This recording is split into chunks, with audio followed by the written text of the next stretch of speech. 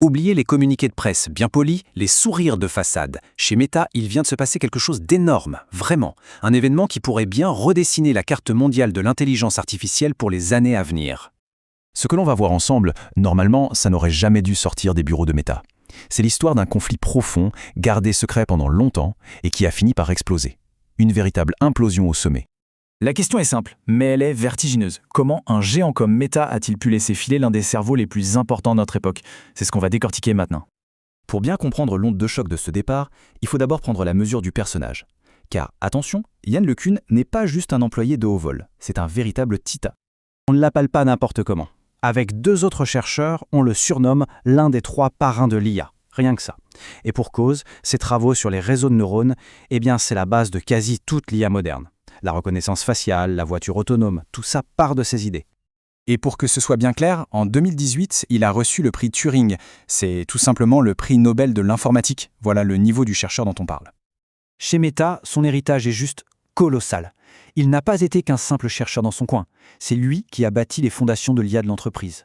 C'est lui qui a fondé le fameux labo FAIR. C'est lui qui a créé PyTorch, un outil que le monde entier utilise.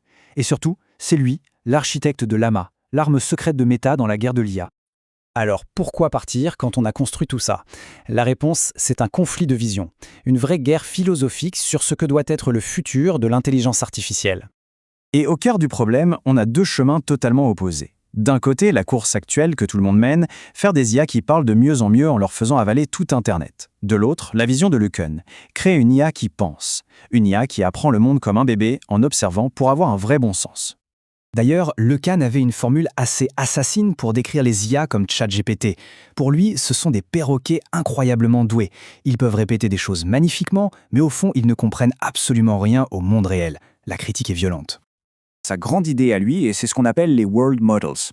L'objectif, c'est de faire une IA qui se construit une sorte de modèle mental de la réalité, juste en regardant des vidéos, pour pouvoir prédire ce qui va se passer. C'est une vision de très très long terme. Et cette vision à long terme, pendant des années, Zuckerberg lui a donné carte blanche. Mais en 2025, tout change. La patience s'est envolée et la panique a pris le dessus. Voyons un peu la chronologie de ce qui ressemble fort à une trahison. Tout s'est accéléré au printemps 2025. Llama 4 est sorti et l'accueil a été tiède. Grosse panique à la direction. Puis, en juin, premier coup de tonnerre. Un jeune prodige de 28 ans, Alexandre Wang, est nommé grand chef de l'IA au-dessus de LeCun. Le message est brutal. Quelques mois après, à l'automne, le coup près tombe. Le labo FAIR, le bébé de LeCun, est démantelé. La suite était inévitable. En novembre, il claque la porte pour monter sa propre boîte et enfin poursuivre sa vision. Mais ailleurs. Ok, mais alors, quelles sont les vraies raisons de ce divorce fracassant? En fait, il y a un cocktail de 3 choses. La peur, l'argent et l'ego. D'abord, il y a la peur panique de Mark Zuckerberg. Il est encore hanté par le flop du métavers et il est hors de question pour lui de rater la vague de l'IA. Donc fini le marathon de la recherche, place au sprint pour sortir des produits. Ça entraîne un changement total de philosophie. La science ouverte, si chère à LeCun, est sacrifiée. Et bien sûr, tout ça finit en clash des cultures. Le choc est frontal. D'un côté, LeCun, 65 ans, le scientifique qui pense en décennies. De l'autre, Wang, 28 ans, l'industriel qui ne pense qu'à une chose, la vitesse, la domination du marché, et tout de suite. Bref, c'est la vision à long terme contre le profit à court terme. Alors la grande question maintenant, elle est cruciale pour l'avenir de Meta. Est-ce que c'était un coup de génie ou une erreur monumentale?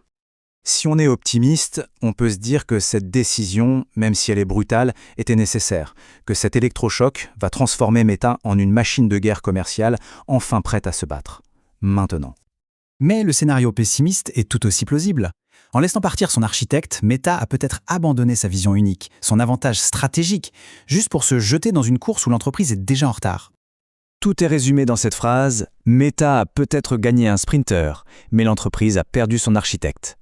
Elle a échangé une chance de mener la prochaine révolution contre une tentative de rattraper celle d'aujourd'hui. » La question finale est donc vertigineuse. Est-ce que Meta vient de sacrifier un avenir potentiellement révolutionnaire juste pour avoir une chance de gagner la bataille d'aujourd'hui? C'est un pari qui pourrait se chiffrer en milliards.